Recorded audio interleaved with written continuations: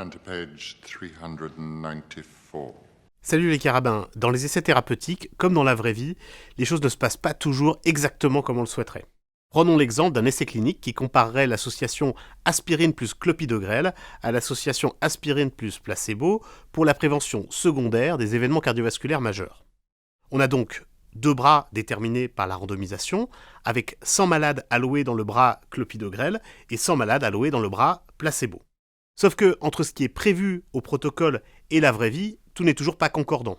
Par exemple, dans cette étude, dans le bras placebo, on a 3 malades qui ont quand même reçu du clopidogrel en dehors de l'étude. On a 5 malades qui ont été randomisés dans le bras placebo et qui ont quand même reçu du clopidogrel pour des raisons techniques, une erreur de randomisation.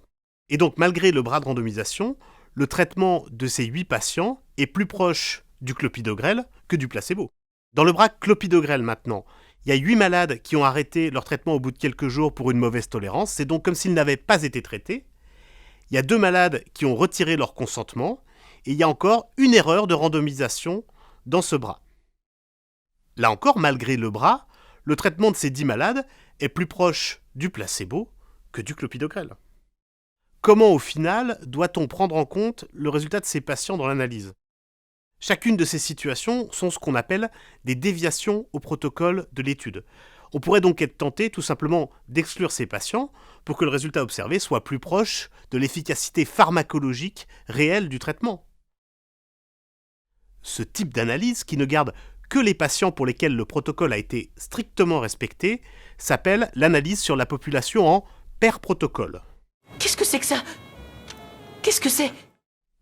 L'analyse en pair protocole augmente l'effet thérapeutique dans le groupe traité, car en effet, on supprime tous les patients qui n'ont pas pris leur traitement correctement. Et ça diminue l'efficacité dans le groupe placebo, j'exclus tous les patients qui auraient pris le traitement dans le groupe placebo. Et ça pose 2 problèmes majeurs. Premièrement, on surestime l'effet du traitement par rapport à la vraie vie. Et oui, dans la vraie vie, il y a bien des patients qui sont intolérants et qui arrêtent le traitement, il y a bien des patients qui refusent le traitement, et des patients qui vont finir par l'arrêter, quelle qu'en soit la raison. Deuxièmement, il n'y a absolument rien qui dit que les patients que vous allez exclure sont comparables à ceux que vous gardez, ni que les exclusions seront comparables entre les 2 bras. En résumé, il est donc possible que l'échantillon soit alors sélectionné et que vous détruisiez complètement la comparabilité des groupes et donc tout le bénéfice de la randomisation.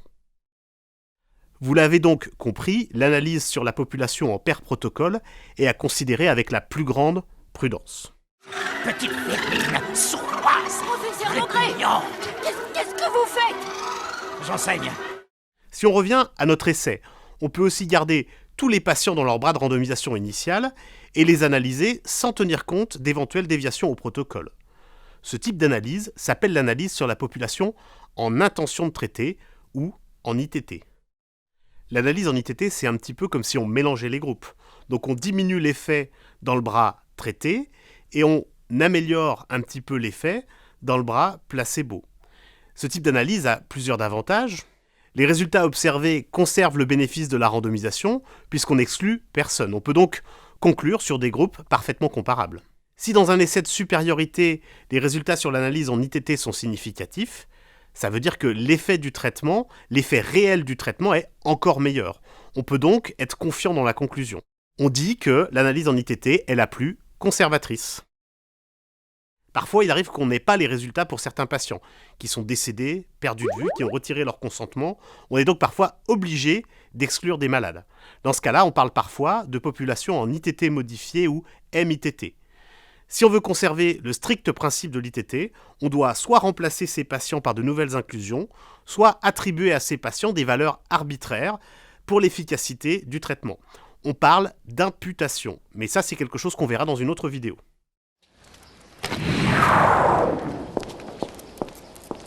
Vous êtes vachement doué. Oh, merci pour ce compliment, monsieur Weasley. Attention, dans un essai de non-infériorité, on cherche à montrer que l'effet des 2 traitements est proche. Dans ce cas, c'est donc l'analyse en pair protocole qui est la plus conservatrice. Car rappelez-vous, contrairement à l'ITT, elle augmente la différence d'efficacité entre les 2 groupes. Dans un essai de non-infériorité, on doit toujours réaliser une analyse en ITT, car c'est la seule qui conserve le bénéfice de la randomisation. Mais on doit aussi s'assurer de la significativité des résultats en paire protocole, car c'est dans ce cas, cette analyse-là qui est la plus conservatrice.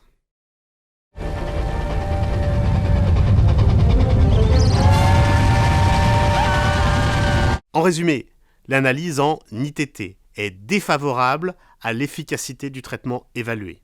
C'est donc l'analyse la plus conservatrice dans un essai de supériorité. Dans tous les cas, l'ITT conserve le bénéfice de la randomisation. On est parfois obligé de remplacer les données manquantes pour faire de l'intention de traiter.